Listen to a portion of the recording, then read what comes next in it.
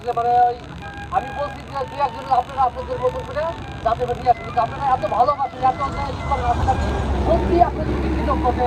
আপনারা শোনা মাত্র চলে এসেছেন এবং আপনাদের কাছে কৃতজ্ঞ এবং আপনাদের কাছে আমি ঋণী। কারণ আমরা শিক্ষক, যদি বলা হয় যে শিক্ষাই জাতির মেয়েদণ্ড, শিক্ষায় যদি জাতির মেয়েদণ্ড হয় তাহলে শিক্ষকের কিন্তু বেতন কিন্তু এই ন্যায্যতার ভিত্তিতে না দেওয়া হয়, আসলে কিন্তু সেই শিক্ষক কিন্তু ভালো মতো তার দায়িত্ব পালন করতে পারে না। মানুষের কিন্তু এদের ক্ষুধা থাকে, আসলে ক্ষুধা নিয়ে কিন্তু কাজ করা যায় না। আমাদের বাংলাদেশ পৃথিবীর মধ্যে যতগুলো দেশ আছে তার মধ্যে বাংলাদেশ এখন শিক্ষকদের বেতন কিন্তু সবচেয়ে কম।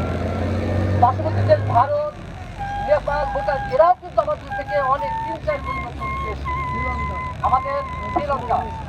আমাদের বেতনটা এতই কম যা আসলে আমাদের এটা বলা সমস্যা, আমাদের কিন্তু এটা দেওয়া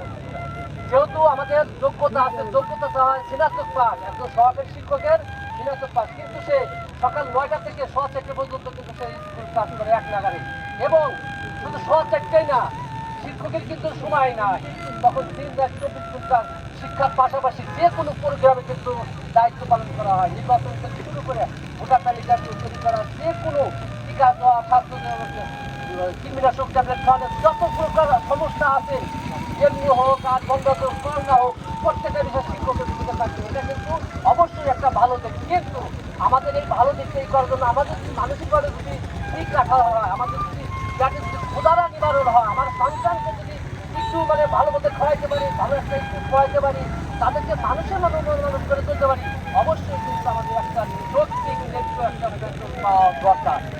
তারই ধারাবাহিকতায় আমরা সহকারীদের জন্য 10ম গ্রেড, এটা খুব একটা কিছু বেশি না, বর্তমানে 16,000 টাকা, এবং প্রধান শিক্ষকদের জন্য 9ম গ্রেড 22,000 টাকা। আমরা আপনাদের মাধ্যম দেওয়া ইলেকট্রিক মিডিয়া ভাইসের মাধ্যম দিয়ে আমরা চাই যে আমাদের এই নিউজটা মাননীয় প্রধান উপদেষ্টার বরাবর চলে যাবে, আপনাদের এই ইলেকট্রিক মিডিয়ার মাধ্যমে, আপনাদের সহযোগিতার মাধ্যমে। আরেকটা বিষয়, আমরা কিন্তু আজকে বাংলাদেশে অনেকগুলো সংগঠন আছে, তার মধ্যে আমরা 10টা সংগঠন একত্রিত হয়ে আজকে কিন্তু আমাদের এই জায়গা সমবেত হয়েছি। বাংলাদেশ প্রাথমিক শিক্ষক সমিতির সভাপতি হিসেবে বলতে চাই, আসলে আন্দোলন করতে গেলে সকলের সমন্বয় করা উচিত, আসলে বিচ্ছিন্নভাবে কোনো কিছুই কিন্তু ভালো হয় না। তাই ধারাবাহিকতায় বাংলাদেশ প্রাথমিক শিক্ষক সমিতি, বাংলাদেশ প্রাথমিক কল্যাণ সমিতি, বাংলাদেশ শিক্ষক সমাজ, প্রধান শিক্ষক সমিতি সকলের সমন্বয়ে আমরা 10টা সংগঠন একত্রিত হয়েছি। আপনাদের কাছে আমরা চাই, আমরা প্রধান উপদেষ্টার মাধ্যমে এই মেসেজটা দিতে চাই, আমাদের মানসিকভাবে যেন আমরা ভালো থেকে আমাদের কোমলমতি শিশুদের জন্য আমরা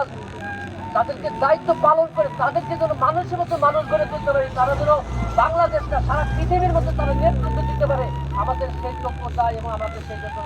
আমাদের নির্ধারণ করা হয়, এই আশাবাদ ব্যক্ত করে সকলে